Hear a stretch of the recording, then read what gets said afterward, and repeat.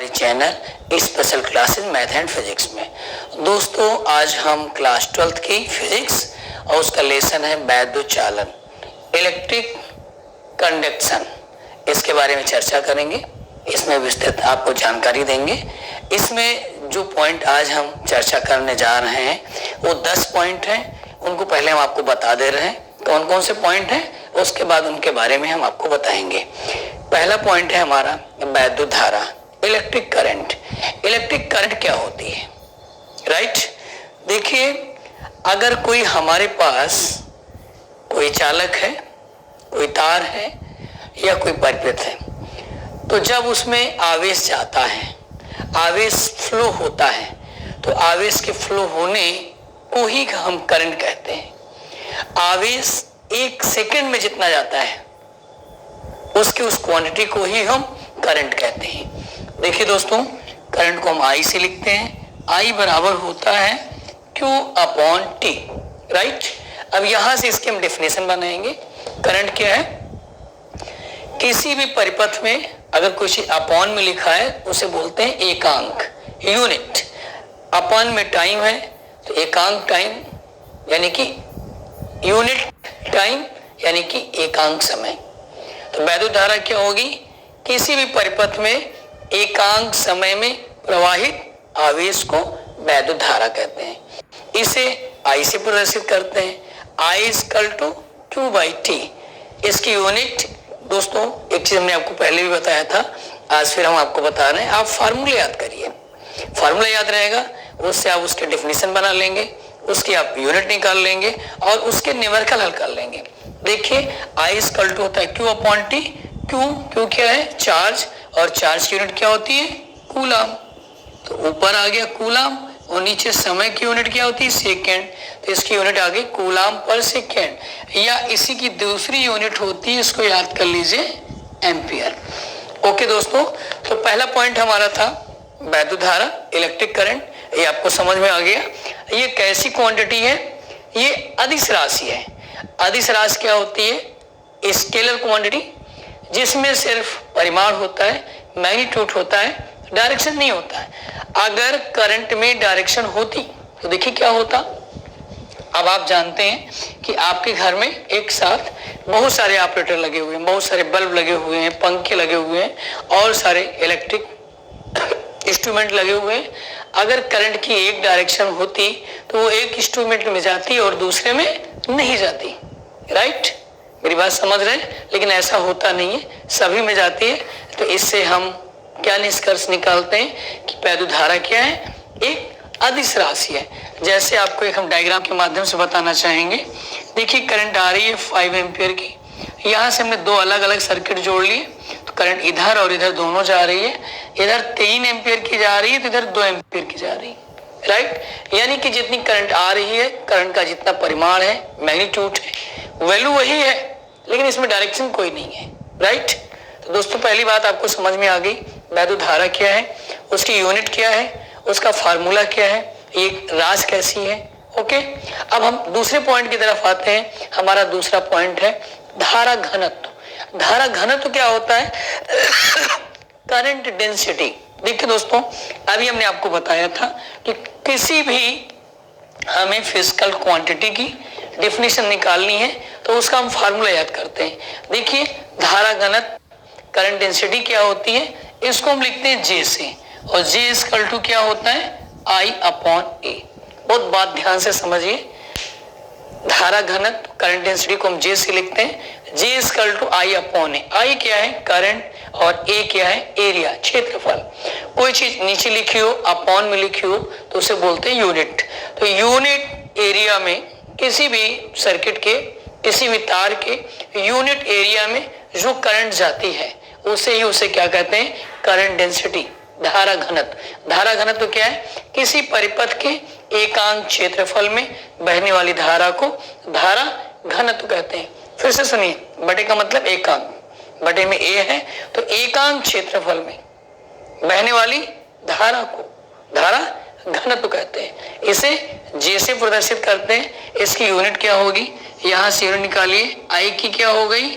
Ampere, और ए area का क्या हो गई? Metre square, ampere per metre square. और दोस्तों ये कैसी राशि है, ये वेक्टर क्वांटिटी है, सदिश राशि। ओके, तो 2 पॉइंट आपको समझ में आ गए। पहला पॉइंट वैद्युत धारा क्या है, किसी भी वैद्युत परिपथ में एकांक समय में बहने वाले आवेश को वैद्युत धारा कहते हैं। दूसरा धारा घनत्व क्या है, किसी परिपथ के अनुप्रस्थ काट के एकांक क्षेत्रफल से गुजरने वाली धारा को धारा घनत्व कहते हैं। आपके 2 पॉइंट हो गए। तीसरा पॉइंट अनुगमन वेग, जिसे हम कहते हैं डेप्थ वेलोसिटी। देखिए दोस्तों तीसरा पॉइंट हमारा क्या है, अनुगमन वेग। अनुगमन वेग, अब देखिए अनुगमन वेग क्या होता है, डेप्थ वेलोसिटी क्या होती है। देखिए जैसे हमारे पास ये वायर है, राइट, इस वायर के सिरों को अगर हम बैटरी से जोड़ दें, बैटरी में जानते हैं एक सिरा प्लस होता है और एक सिरा माइनस होता है। तो अगर हम किसी वायर, जैसे मान लीजिए वायर है ए और बी, इसके इन सिरों को हम बैटरी से प्लस और माइनस से जोड़ दें, तो आप जानते हैं इसमें इलेक्ट्रिक फील्ड उत्पन्न हो जाएगी, वैद्युत क्षेत्र, और उसकी डायरेक्शन किधर होगी, प्लस से माइनस की। और तार में आप जानते हैं कि तार में क्या होते हैं, फ्री इलेक्ट्रॉन होते हैं, मुक्त इलेक्ट्रॉन, जिससे करंट बहती है। तो जब वैद्युत क्षेत्र में ये मुक्त इलेक्ट्रॉन होंगे, मुक्त इलेक्ट्रॉन यानी जिन पे चार्ज है निगेटिव का, तो उन पे फोर्स लगेगा, और जो फोर्स लगेगा उसकी डायरेक्शन क्या होगी, इलेक्ट्रिक फील्ड की अपोजिट डायरेक्शन में। दोस्तों हम आपको बता चुके पहले लेसन में कि जब किसी वैद्युत क्षेत्र में कोई आवेशित चार्ज होता है तो उस पर बल लगता है, फोर्स लगता है। अगर चार्ज प्लस का है तो इलेक्ट्रिक फील्ड की डायरेक्शन में लगता है, और अगर चार्ज माइनस का है तो इलेक्ट्रिक फील्ड के अपोजिट लगता है। ओके दोस्तों, ये इलेक्ट्रॉन है, इलेक्ट्रॉन पे चार्ज माइनस में होता है, तो इसमें जो फोर्स लगेगा वो किधर लगेगा, इलेक्ट्रिक फील्ड की अपोजिट डायरेक्शन में। ओके, तो जब इलेक्ट्रॉन पे फोर्स लगता है तो वो चलने लगते हैं, और जब ये चलते हैं तो अपने आयनों से दूसरे परमाणुओं से टकराते हैं, और टकराने के बाद इनका वेग फिर क्या होता है, 0 हो जाता है, राइट। तो सभी इलेक्ट्रॉनों के चलने के औसत वेग को अनुगमन वेग कहते हैं। अब आप फिर से एक बात समझ लीजिए, अनुगमन वेग क्या है, डेप्थ वेलोसिटी क्या है। जब किसी तार के सिरों को एसी बैटरी से जोड़ा जाता है तो उसके सिरों के बीच वैद्युत क्षेत्र उत्पन्न हो जाता है, जिसके कारण उसमें उपस्थित मुक्त इलेक्ट्रॉनों पर बल लगता है, और वे इलेक्ट्रॉन वैद्युत क्षेत्र की विपरीत दिशा में तार की लंबाई में चलने लगते हैं। सभी इलेक्ट्रॉनों के चलने के औसत वेग को अनुगमन वेग कहते हैं। ओके दोस्तों, और इसे वीडी से प्रदर्शित करते हैं, स्मॉल वी के साथ स्मॉल डी। ओके दोस्तों, तो आपकी ये 3 हेडिंग हो गई। चौथी हेडिंग वैद्युत धारा आई और अनुगमन वेग वीडी में क्या रिलेशन है। देखिए ये मोस्ट इंपॉर्टेंट हेडिंग आ गई इस लेसन की, वैद्युत धारा आई और अनुगमन वेग वीडी में संबंध, relation between electric current and current density, right दोस्तों। देखिए इसके लिए क्या करेंगे, हम मान ले रहे हैं कि कोई हमारे पास कंडक्टर है, ये कंडक्टर है कोई, राइट। इसकी जो सिरे का एरिया है वो ए है, इसमें एकांक आयतन में यूनिट वैल्यूम में जो इलेक्ट्रॉनों की संख्या है वो स्मॉल n है, और इसके अंदर जो इलेक्ट्रॉन चल रहे हैं उनका अनुगमन वेग डेप्थ वेलोसिटी क्या है, वीडी है। दोस्तों फिर से सुनिए, हमने मान लिया है कि हमारे पास एक कंडक्टर है, उसका जो सिरा है ये, इस सिरे का जो एरिया है वो कैपिटल ए है, राइट, और इसके यूनिट वैल्यूम में यानी एकांक आयतन में मुक्त इलेक्ट्रॉनों की संख्या स्मॉल n है, और जो इलेक्ट्रॉन इसके अंदर हैं उनका अनुगमन वेग वीडी है। ओके, इतनी बात समझ रही है, समझ में आ रही है। तो देखिए 1 सेकेंड में यहां से इस सिरे से गुजरने वाले इलेक्ट्रॉन क्या होंगे, अगर हम मान ले रहे हैं जो इलेक्ट्रॉन है उसका अनुगमन वेग वीडी है। वीडी का मतलब जो इलेक्ट्रॉन यहाँ पर है वो 1 सेकेंड में यहाँ पहुंच जाता है, बहुत ध्यान समझिए। जो इलेक्ट्रॉन यहाँ पर है 1 सेकंड में यहाँ पहुंच जाता है, तो उसके पीछे वाला उसके पीछे आएगा, उसके पीछे वाला उसके पीछे आएगा। इस प्रकार 1 सेकंड में इस सिरे से कितने इलेक्ट्रॉन निकलेंगे, जितने इतनी जगह में होंगे, मेरी बात बहुत ध्यान समझिए, जितने इस आयतन में होंगे, राइट, उतने 1 सेकंड में यहाँ से इलेक्ट्रॉन निकलेंगे। कंफर्म। अब इतने में कितने इलेक्ट्रॉन निकल आ गए, निकालने के लिए इस इतनी जगह का हम एरिया निकालेंगे, और बेलन का इतनी जगह का आयतन निकालेंगे, वॉल्यूम।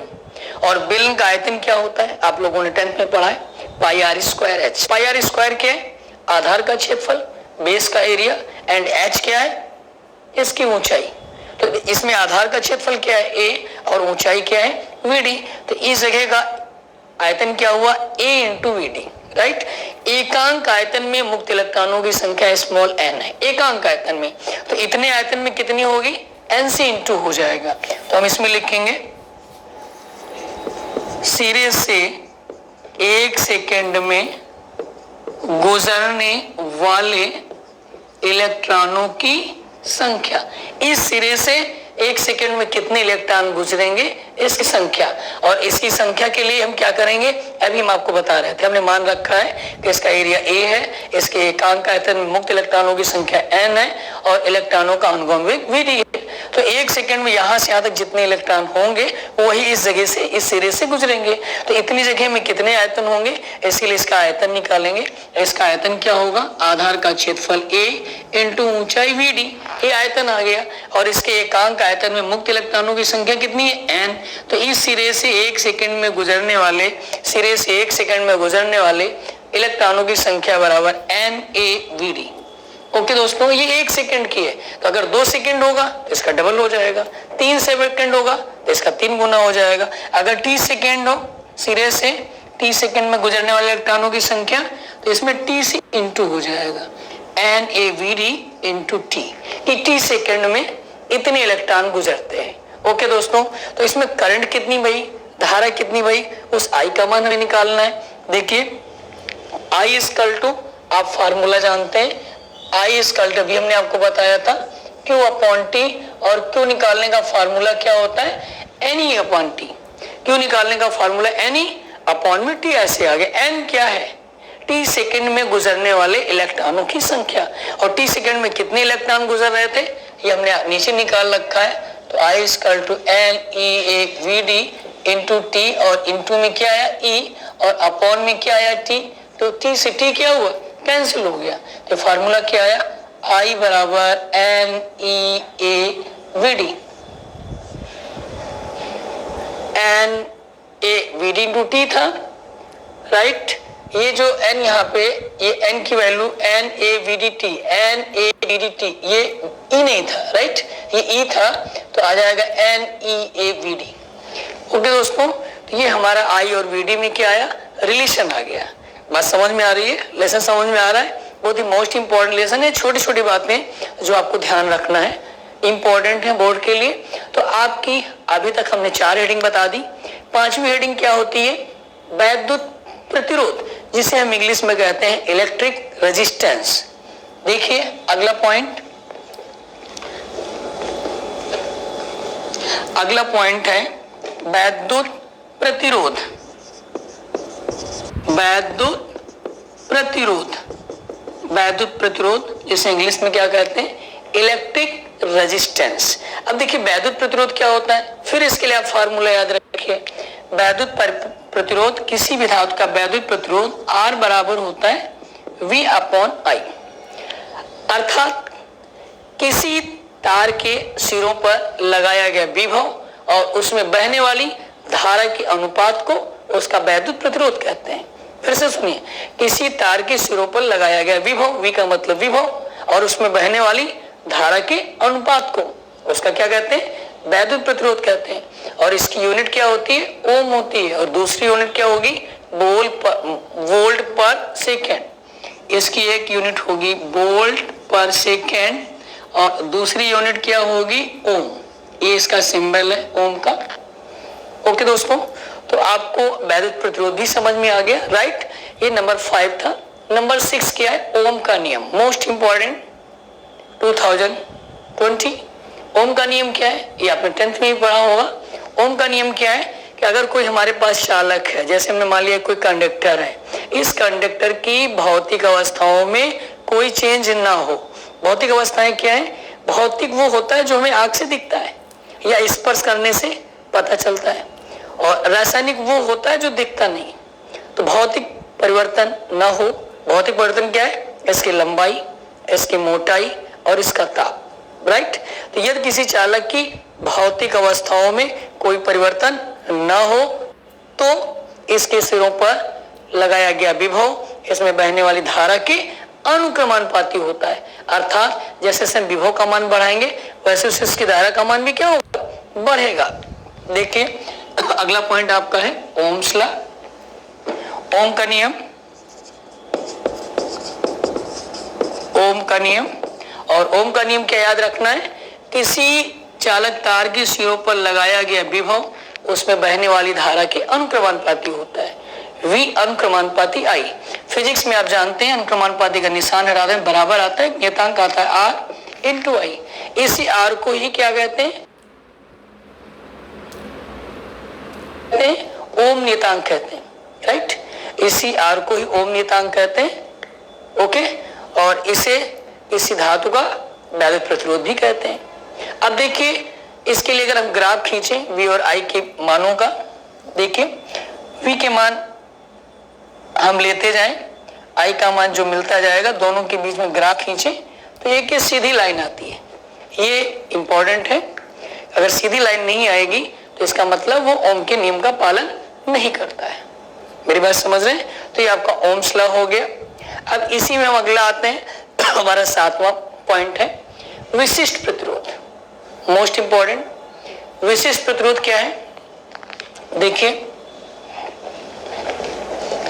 विशिष्ट प्रतिरोध जिसे कहते हैं स्पेसिफिक रेजिस्टेंस, विशिष्ट प्रतिरोध, विशिष्ट प्रतिरोध जिसे हम क्या कहते हैं, स्पेसिफिक रेजिस्टेंस। देखिए अब विशिष्ट प्रतिरोध हम कैसे निकालें, इसके लिए अब आपको 2-3 बातें समझनी होंगी।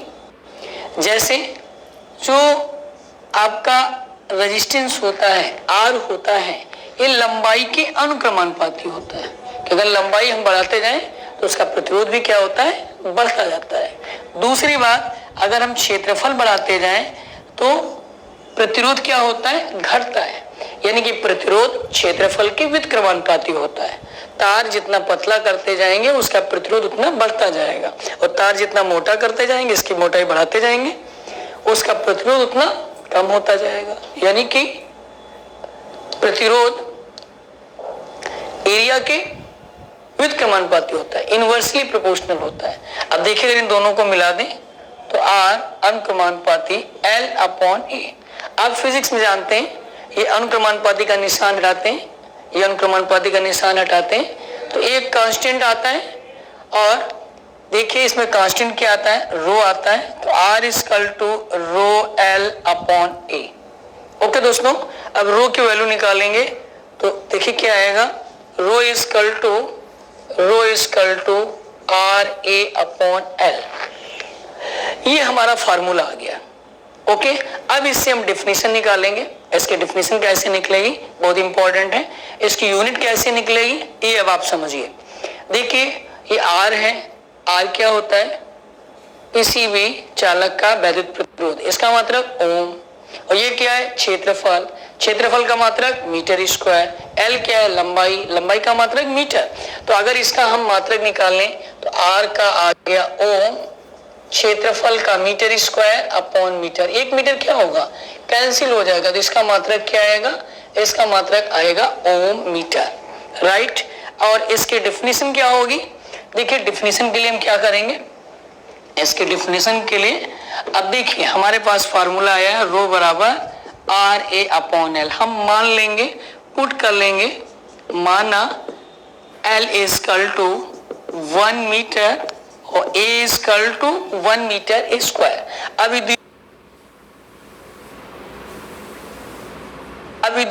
दोनों वैल्यूओं को इसमें रखेंगे तो रो R × 1/1 R आ जाएगा, राइट। तो इससे इसके डेफिनेशन निकलेगी। डेफिनेशन क्या निकलेगी, किसी धातु का विशिष्ट प्रतिरोध, किसी धातु का विशिष्ट प्रतिरोध स्पेसिफिक रेजिस्टेंस उस धातु के प्रतिरोध अर्थात रेजिस्टेंस के बराबर होता है, जबकि तार की लंबाई कितनी हो, 1 मीटर हो, और उसके सिरे का क्षेत्रफल कितना हो, 1 मीटर स्क्वायर हो। ओके दोस्तों, तो इसकी डेफिनेशन क्या होगी, किसी धातु का विशिष्ट प्रतिरोध 1 मीटर लंबी छड़ के 1 मीटर स्क्वायर क्षेत्रफल के प्रतिरोध के बराबर होता है।